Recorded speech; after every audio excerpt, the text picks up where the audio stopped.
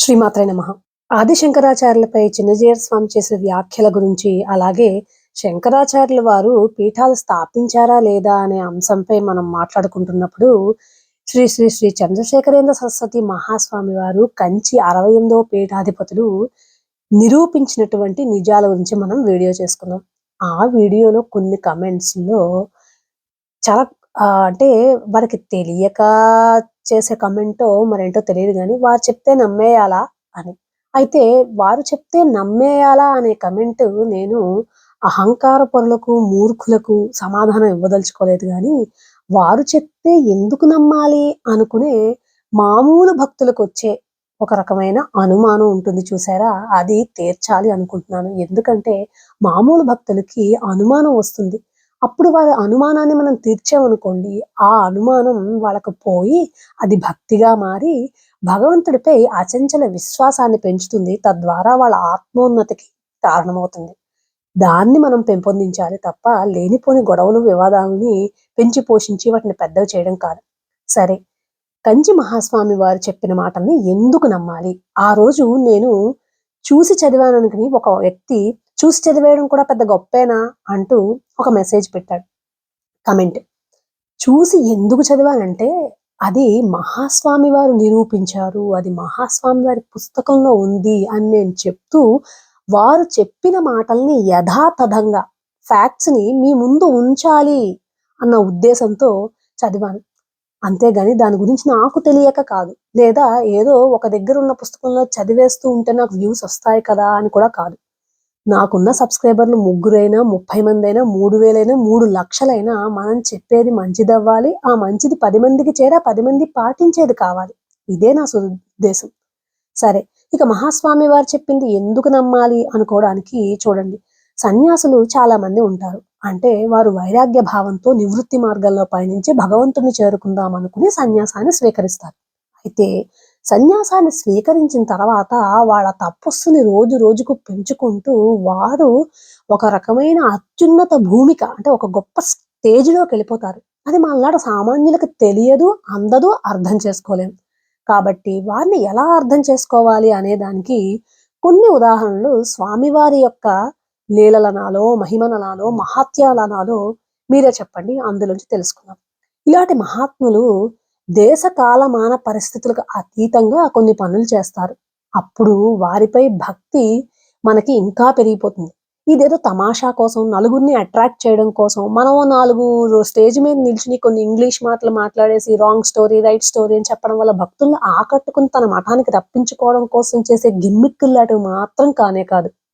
కాబట్టి వినండి, మీకే తెలుస్తుంది. ఒకరోజు మహాస్వామి వారు సర్వసాధారణంగా రోజు చంద్రమౌళీశ్వర స్వామి పూజ చేసుకుంటారు. దానికి రకరకాల పూజా సంభారాలన్నీ శిష్యగణం సిద్ధపరుస్తారు.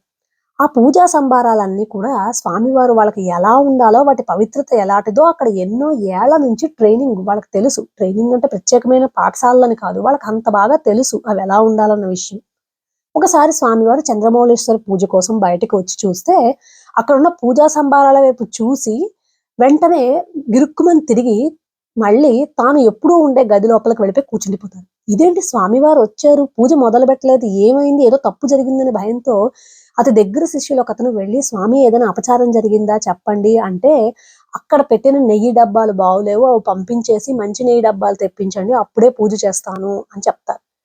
ఇదేంటి, మొన్ననే తెప్పించిన ఆవు నెయ్యి డబ్బా కదా! ఏమైందని చెప్పి అది తెరిచి చూస్తే అందులో చచ్చిన పురుగులు ఉంటాయి. ఆ పురుగులు అందులో ఉన్నాయి. అది చంద్రమౌళీశ్వరుడు పూజకు పనికిరాదని చెప్పి తెలిసే స్వామి అక్కడున్న సంభారాలు సరిగ్గా లేవు అని చెప్పారు. అందులోది చూడకుండానే స్వామి చెప్పింది ఇది మొదటిది. ఇక రెండోది చూడండి. ఒకానొక సమయంలో మద్రాసులో పనిచేస్తున్నటువంటి సంస్కృత ప్రొఫెసర్ ఒకతను స్వామివారిని, "స్వామి మిమ్మల్ని కలవాలని ఫ్రాన్స్‌లో నాకు తెలిసినటువంటి ఒక ప్రొఫెసరు కోరుకుంటున్నాడు. మీ దగ్గరికి తీసుకురావచ్చా" అని. కానీ స్వామివారు ఎప్పుడూ దానికి సమాధానం అవునని, కాదని ఏదీ చెప్పరు. అయితే కొన్నాళ్ళు గడిచిపోయిన తర్వాత ఆ ఫ్రాన్స్ ప్రొఫెసరు భారతదేశం వస్తాడు. వచ్చి ఢిల్లీ నుంచి మద్రాసులో ఉండేటువంటి సంస్కృత ప్రొఫెసర్ రాఘవన్ గారికి ఫోను చేసి, "నేను మహాస్వామి వారిని చూడాలనుకుంటున్నాను. ఎలాగైనా సరే వాళ్ళని కలిసి, వాళ్ళని చూసి అతనితో మాట్లాడే భాగ్యాన్ని నాకు కలిగించండి. మిమ్మల్ని వేడుకుంటున్నాను" అని అడుగుతాడు. అతడు ఆల్రెడీ భారతదేశం వచ్చేసాడు కదా అని చెప్పి రాఘవన్ గారు మద్రాసు నుంచి బయలుదేరి కంచికి చేరి స్వామివారిని కలుసుకుని స్వామివారిని బతిమాలుకుంటాడు. స్వామి, అతను ఇప్పటికే ఢిల్లీ చేరుకున్నాడు. మిమ్మల్ని కలవాలని కోరుకుంటున్నాడు. మీరు అనుమతి ఇస్తేనే, మీరు ఒప్పుకుంటేనే మీ దగ్గరికి తీసుకొస్తాను. లేదంటే తీసుకురాను అని. స్వామివారు సరే తీసుకురా అని చెప్తారు. అప్పుడు అతను ఈ సంస్కృత ప్రొఫెసరు, అలాగే ఇంకొకతను మరొక ప్రొఫెసరు కలిసి ఈ ఫ్రాన్స్ ప్రొఫెసర్‌ని స్వామివారి దగ్గరికి తీసుకొస్తారు. ఒక రోజు అని చెప్పేస్తారు స్వామివారు ఆ రోజు తీసుకురమ్మనమని. ఆ రోజు పొద్దున్నే స్వామివారు తన శిష్యులతో చెప్తారు. ఎవరైనా ఒక యూరోపియన్ వస్తే అతన్ని కుర్చీలో కూర్చోపెట్టండి. అందరూ కూర్చున్నట్టుగా కింద కూర్చోపెట్టకండి. ఎందుకంటే వాళ్ళకి కిందని మఠం వేసుకొని కూర్చునే అలవాటు ఉండదు. వాళ్ళు ఇబ్బంది పడతారు. అతనికి ఇక్కడ సామాజికమైన పరిస్థితులు, అలాగా ఇక్కడ కట్టుబాట్లు, సంప్రదాయాలు తెలియకపోవచ్చు. కాబట్టి అతన్ని దేనికి కూడా ఇలా ఉండమని గాని, ఇలా చేయమని గాని చెప్పకండి అని. సరే అంటారు వాళ్ళు. స్వామివారి పూజ, ప్రసంగము, అందరితో భాషించడం కొన్ని అయిపోతాయి అప్పటికే. అయితే వారు అందరితో మాట్లాడిన తరువాత ఇదేంటి, నేను ఎవరో వస్తారని చెప్పాను కదా రాలేదా అని శిష్యుడిని పిలిచి అడుగుతారు. అప్పుడు శిష్యుడు వెళ్ళి రాలేదు స్వామి అనేస్తాడు. కానీ మరి కొద్దిసేపట్లోనే తిరిగొచ్చి, స్వామి అతను వచ్చాడు. కాకపోతే అతను యూరోపియన్స్ లాగా షర్టు, ప్యాంటు వేసుకోకుండా మన తమిళుల్లాగే సంప్రదాయంగా పంచె కట్టుకొని వచ్చాడు. అందుకే మేము అతన్ని గుర్తుపట్టలేకపోయాము అని. అంటే స్వామివారు సరే అని బయటకొస్తారు. బయటకొస్తే ఆ ఫ్రెంచ్ దేశస్థుడిని మాత్రము, అలాగే ఈ స్వామివారి శిష్యుడిని మీ ఇద్దరు మాత్రమే లోపలికి రండి అని చెప్తారు. అయితే అప్పుడు ఈ శిష్యుడు అంటాడు, స్వామి నాకు ఇంగ్లీష్ రాదు కదా! అతనికి వచ్చిన ఇంగ్లీష్ నాకు అర్థం కాదు. వాళ్ళు మాట్లాడే ఇంగ్లీషు. కాబట్టి ఈ సంస్కృత ప్రొఫెసర్ రాఘవన్ గారు మద్రాస్ ప్రొఫెసర్‌ని కూడా లోపలికి రమ్మన్నావా అని. అవసరం లేదులే, నీకొచ్చిన ఇంగ్లీష్ చాలు. అతను ఇంగ్లీష్ అర్థం చేసుకోవడానికి లోపలికి పిలువు అని చెప్పి స్వామివారు లోపలికెళ్ళిపోతారు. లోపలికెళ్ళిపోయిన తర్వాత అతను స్వామివారిని చూసి కన్నీళ్లు కార్చి ఆ ఆనందంతో తన్మయుడైపోయి కొంతసేపు స్వామినే చూస్తూ ఉండిపోతాడు. అయిపోయిన తర్వాత స్వామితో అంటాడు, స్వామి ఒకానొక సమయంలో నేను కొన్నాళ్ళుగా వేదాంతం చదువుతున్నాను. రోజు చదువుతాను. నాకు ఆదిశంకరులు అంటే చాలా ఇష్టం. వారి యొక్క గ్రంథాలని ఎలాగోలా అర్థం చేసుకొని చదువుకోగలుగుతున్నాను. ఎందుకంటే ఇతను కూడా ఫ్రాన్స్‌లో సంస్కృతం మీద అధ్యయనం చేసిన ప్రొఫెసర్ అన్నమాట. అయితే ఒక రోజు ఏం జరిగిందంటే, నా శరీరంలోంచి నేను బయటికెళ్ళిపోయినట్టు అనిపించింది. ఈ అనంత విశ్వంలో నేను నిండిపోయినట్టు అనిర్వచనీయమైన ఒక అనుభూతి, ఆత్మానందం అది ఏమిటో నేను చెప్పలేను. అంతటి ఆనందాన్ని నేనెప్పుడూ అనుభవించలేదు. అలాగే ఈరోజు అంతటి ఆనందాన్ని అనుభవించిన ఆ క్షణాలు ఎలా ఉన్నాయో, ఈరోజు మిమ్మల్ని చూస్తున్నప్పుడు కూడా అంతే ఆనందం, అనుభూతి కలుగుతోంది. ఇది నేను వర్ణించలేకపోతున్నాను. కానీ ఒక రకమైన ఉద్విగ్నత లేదా ఈ రకమైన కన్నీళ్లు కార్చడం, ఏడవడం, నన్ను నేను మర్చిపోయే స్థితికి నా భార్య, నా కొడుకు చచ్చిపోయినప్పుడు కూడా ఏమాత్రం కూడా నాలో నేను స్పందించలేదు. ఏ మనిషికైనా జరుగుతుంది కదా ఇలాంటిది అని అనుకున్నాను అని అంటాడు ఆ ప్రొఫెసర్. అంటే అప్పుడు స్వామివారు అతన్ని ఆశీర్వదించి, సరే నువ్వు ఇదే కంటిన్యూ చెయ్యి. అంటే నీ వేదాంతాన్ని మళ్ళీ పఠిస్తూ ఉండు. నీకు ఉన్నతి కలుగుతుంది అంటారు. అప్పుడు అతను అంటాడు, స్వామి నేను ఎక్కడ ఉన్నా, ఏ దేశంలో, ఏ కాలంలో, ఏ పరిస్థితుల్లో, ఏ జన్మలో ఉన్నా మిమ్మల్ని మర్చిపోకుండా మీ పాద సన్నిధిని నేను ఎలా అయితే ఇప్పుడు అనుభవిస్తున్నానో అదే నాకు ఉండాలి. మీ భక్తుడిగానే నేను ఎప్పటికీ ఉండాలి. అలా నన్ను ఆశీర్వదించండి అంటే మహాస్వామి వారు అతనికి తన కాషాయం కట్టుకున్నటువంటి ఉత్తరీయంలోంచి ఒక ముక్కను చింపి ఇస్తారట. అంతటి మహద్భాగ్యం ఎవ్వరికీ కలగలేదు ఇన్నేళ్ల వరకు. అతను వెళ్ళిపోతాడు ఆ ప్రొఫెసర్. అప్పుడు ఆ శిష్యుడు అడుగుతాడు, స్వామి ఎవ్వరికీ మీరు ఇలా ఇవ్వలేదు కదా, ఇవాళ ఎందుకు ఇతని మీద ఇంతటి కరుణ చూపించారు అని. అప్పుడు స్వామివారు అంటారు, ఇతరు నీకు తెలుసా, నువ్వు 63 నాయనార్ల గురించి విన్నావా, మహాశివ భక్తులు అని. ఆ అవును అంటాడు. కానీ నువ్వు ఒక కోవిల ఉంది, మన కపాలీశ్వర కోవిల మద్రాసులోని, అక్కడ ఎంతమంది నాయనార్లు ఉన్నారో ఎప్పుడైనా చూసావా అని. అక్కడ 67 బొమ్మలున్నాయి మహాస్వామి అని చెప్తాడతను. ఇదంతా కూడా మన ఛానల్‌లోని కథల్లో చెప్పిన దాంట్లో కూడా ఉంది. మీరు చూడొచ్చు. అయితే 67 ఎందుకున్నారు? 63 కదా నాయనార్లు అని. అప్పుడు స్వామివారు చెప్తారు. 63 నాయనార్లు ముందు భూతకాలంలో జరిగిపోయినవారు. ఒక నలుగురు నాయనార్లు మాత్రం భవిష్యత్తులో పుట్టబోయేవారు అని అక్కడ ఆ ఆలయం కట్టిన వారికి ఒక సిద్ధపురుషుడికి తెలిసి 67 బొమ్మలను పెట్టారు. ఇతడు భవిష్యత్తులో నాయనారు అని చెప్తారు. ఈ ఫ్రాన్స్ నుంచి వచ్చిన ప్రొఫెసరు భవిష్యత్తు నాయనారట. 64 నాయనారు అపూర్వ శివభక్తుడు. అందుకని స్వామివారికి అంతటికి అంతటి భాగ్యాన్ని కలిగించారు. ఇదొకటి.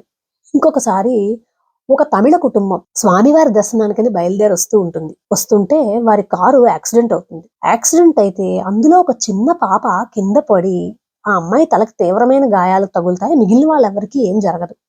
వెంటనే వాళ్ళు కాంచీపురం రావడాన్ని వాయిదా వేసుకొని, వెంటనే కారు పట్టుకొని మద్రాసు వెళ్ళిపోయి ఆ అమ్మాయిని హాస్పిటల్‌లో పెడితే, హాస్పిటల్‌లో పెట్టగానే వైద్యులు ఆ అమ్మాయిని ట్రీట్మెంట్ అది ఇస్తుంటారు. కానీ ఆ రాత్రే చెప్పేస్తారు. ఈ అమ్మాయి బతికే అవకాశమే లేదు. కానీ ఒక 2 రోజులు ప్రయత్నిద్దాము.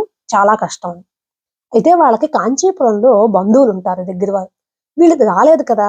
కాబట్టి వారికి ముందే చెప్తారు మేము వస్తున్నాం అన్న విషయం. అందుకని వాళ్ళు ఎదురు చూస్తూ ఉంటారని చెప్పి వాళ్ళకి ఫోను చేసి మేము వద్దాం అనుకుంటున్న మధ్య మార్గంలో ఇలా జరిగింది. మేము రాలేకపోతున్నాము. కానీ ఇప్పటికిప్పుడు మీరు వెళ్ళి మా పాపకిలా జరిగింది. ఏం జరిగింది? నా పాపని బతికించమని ప్రార్థించండి నా వంతుగా మహాస్వామి వారి దగ్గరికి వెళ్ళి అని ఈ పాప తండ్రి కోరుకుంటాడు వాడిని. అతను మర్నాడు ఉదయాన్నే లేచి వెళ్ళి మహాస్వామి వారి దగ్గరికి వెళ్ళి స్వామివారికి ఈ చిన్న పాప పరిస్థితి మొత్తం వివరిస్తాడు. వివరించగానే మహాస్వామి వారు కాసేపు అక్కడే కూర్చోమని జపం చేసి స్వామివారికి చాలా మంది పళ్ళు తెచ్చిస్తారు కదా! అందులోంచి ఒక యాపిల్ పండును తన చేతిలోకి తీసుకొని స్వామివారు జపం చేసి ఆ యాపిల్ పండును వచ్చినతని చేతిలో పెట్టి ఈ పండు పట్టుకుని నువ్వు ముందు అమ్మవారు కంచి కామాక్షి దర్శనానికి వెళ్ళు. అక్కడ దర్శనం చేసుకో. ఎందుకంటే ఇప్పటికే 11 అయిపోతుంది. మళ్ళీ గుడి కట్టేస్తారు. దర్శనం చేసుకున్న వెంటనే నువ్వు బయలుదేరి మద్రాసు వెళ్ళు. ఈరోజు రాత్రిలోగా ఈ పండు ఆ పాప పక్కన ఉండాలి. అది ఎలా అవుతుందో నువ్వు జరిగేలా చూసుకో అని చెప్తారు. అప్పుడు అతను స్వామి చెప్పినట్టే ఆ పండు పట్టుకొని అమ్మవారు కామాక్షి దగ్గరికి వెళ్ళి దండం పెట్టుకొని ఆ పండు పట్టుకొని రాత్రికి రాత్రే చేరుకునేలాగా మద్రాసు వెళ్ళిపోతాడు. పండు ఆ పాప పక్కన పెడతారు. పెడితే ఆ రాత్రి గడిచిన వెంటనే మర్నాడు పొద్దున్నే ఆ పాప కళ్ళు తెరిచి చూడడమే కాదు, మాట్లాడడం మొదలుపెడుతుంది. అక్కడ డాక్టర్లు, చుట్టుపక్కల వాళ్ళు, నర్సులు అందరూ ఆశ్చర్యపోతారు. ఏంటిది? ఎలా మాట్లాడగలుగుతుంది? అసలు బతికే అవకాశమే లేదని చెప్పారు కదా డాక్టర్లు అని. అప్పుడు ఆ పాప చెప్తుంది, నాన్న ఇంతసేపు నా పక్కన కూర్చుంది ఒక పాప. ఆకుపచ్చని పట్టు పావడా కట్టుకొని ఉంది. నా తల నిమురుతూ, నన్ను సాంత్వనపరుస్తూ, నా అమ్మాయి నన్ను ముట్టుకుంటూ ఉంటే నాకెంతో హాయిగా ఉంది. నాకే బాధలు లేవు. అసలు ఒంటికి బాధలే లేవనిపిస్తోంది. ఆ పాప ఏమైంది? ఆ పాప ఎక్కడుంది? అని అడుగుతుంది. ఏ పాప? ఏం మాట్లాడుతున్నావు? ఒకవేళ మతి భ్రమించిందా? తలకి దెబ్బ తగిలింది కదా! తల ఏమైనా బుర్ర పాడైపోయిందా? అన్ని రకాల టెస్టులు చేస్తే ఆ అమ్మాయికి అంతా బానే ఉందని అనిపిస్తుంది. ఆ విషయం అంతా ఈ కంచి నుంచి వచ్చిన వ్యక్తికి చెప్పగానే అతడు చెప్తాడు. అవును, నేను బయలుదేరే ముందు కాంచి అమ్మవారి దర్శనం చేసుకున్నాను కదా! కామాక్షి అమ్మవారికి ఆకుపచ్చని చీర కట్టిన ఆ అలంకారం అలాగే ఉంది అమ్మాయి చెప్తుంది. కంచి కామాక్షి ఆ పాప రూపంలో ఆకుపచ్చని పట్టు పావడా కట్టుకొచ్చి ఆ అమ్మాయి దగ్గర కూర్చొని ఆ అమ్మాయిని కాపాడింది అని. అది కేవలం కంచి కామాక్షే కాదు. మహాతపస్సులైనటువంటి చంద్రశేఖరేంద్ర సరస్వతి మహాస్వామి వారు పిలిస్తే అమ్మ కామాక్షి రాకుండా ఉంటుందా? అది మహాస్వామి వారు. ఇక ఇంకొకటేంటో తెలుసా? తపస్సుల గురించి, మహాత్ముల గురించి మరొక తపస్సులు, మహాత్ములు, సిద్ధపురుషులు మాత్రమే చెప్తేనే ఇంకా బాగా తెలుస్తుంది. మల్నాటి వాళ్ళం ఏదో భ్రమలో ఉన్నామేమో అని అనుకోవచ్చు మూర్ఖులైన వారు. వారి కోసం చెప్తున్నా చూడండి. సద్గురు శివానందమూర్తి గారు శ్రీ శ్రీ శ్రీ చంద్రశేఖరేంద్ర సరస్వతి స్వామి వారి గురించి ఒకానొక విషయంలో చెప్తూ, మహాస్వామి వారు ప్రతి చతుర్దశి, పౌర్ణమి, అమావాస్య తిథులలో చతుర్దశి నుంచి పౌర్ణమికి మారేటప్పుడు, అలాగే చతుర్దశి నుంచి అమావాస్యకి వచ్చేటప్పుడు జ్యోతిష శాస్త్రంలో కూడా లెక్క కట్టడానికి చాలా కష్టమట ఆ సంధి కాలాన్ని. చతుర్దశి ఎంతవరకు ఉందని చెప్పగలరు, పాడ్యం ఎప్పుడు మొదలవుతుందని అని చెప్పగలరు గానీ, ఎగ్జాక్ట్‌గా ఆ మారే కాలాన్ని లెక్క కట్టడం ఎవ్వరికీ కష్టమట. ఆ సంధి కాలంలో జరిగే ఒక రకమైనటువంటి ప్రకృతి శక్తి అదే అమ్మ కామాక్షి లేదా అమ్మ మనకి ఆదిపరాశక్తి భువనేశ్వరి దేవి అని తెలుసుకొని స్వామివారు ఆ సంధి గడియల్లో బయట నిల్చుని 2 గంటల నుంచి 3 గంటల సమయంలో నిల్చుని అలాగా ఇంకోరికైతే కాళ్ళు నొప్పులు వచ్చేస్తాయి. మనం నిల్చోలేం అంతసేపు. మహాస్వామి వారు ఆ గడియల్లో బయట నిల్చుని ఆ ప్రకృతి శక్తిని ఆరాధిస్తూ ఆ అద్భుత గడియల్లో అమ్మవారి యొక్క శక్తిని తాను అనుభూతి చెందేవారు. అమ్మని ఆ రకంగా కూడా ఆరాధించేవారు. ఎందుకంటే అమ్మవారిని మనం తిథి మండల పూజిత అంటాం కదా! వారు ఆ రకమైన ఉపాసన కూడా చేసేవారు. అంతటి మహాత్ముల్ని నేను చూడలేదు అని చెప్పారట సద్గురు శివానందమూర్తి గారు. ఇది వారు చెప్పిన వాటిల్లో కూడా ప్రసంగాల్లో ఉంటుంది. ఇది మహాస్వామి గారు. కాబట్టి వారు చెప్తే అందుకే నమ్మాలి. కాబట్టి ఈ విషయాల్ని మనం తెలుసుకొని మహాత్ముల విషయంలో ఏది పెడితే అది మాట్లాడకూడదు. శ్రీమాత్రే నమః.